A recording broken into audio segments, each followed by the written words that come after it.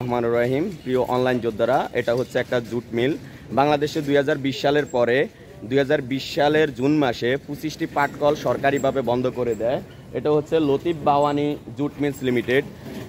2500 plus কর্মকর্তা কর্মচারী 25টা পাটকল থেকে তারা বসে বসে ইনকাম করতেছে, যেটা আমাদের সোনালী আঁশ বলা হয়। এটা বাংলাদেশের একটা ঐতিহ্যবাহী পণ্য, যেটা আমাদের সারা বিশ্বে এটার একটা সুনাম আছে।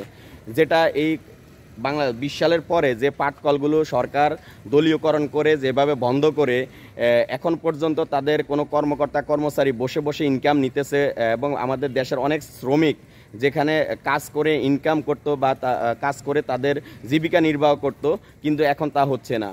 তো আমার প্রশাসন এবং বর্তমান সরকারের কাছে আকুল আবেদন বা যে এই একটু যদি আমরা দেখি আমাদের যে 25টি পাটকল যে বন্ধ আছে, এটার জোর দাবি আমি জানাচ্ছি। আমাদের সমন্বয়ক যারা আছে, সরকার কর্তৃপক্ষ যেন এটা দেখে অবগত যেন হয় যে আমাদের পাটকলগুলো যেন সচল করতে পারে আমাদের দেশের জন্য। ধন্যবাদ। আসসালামু আলাইকুম।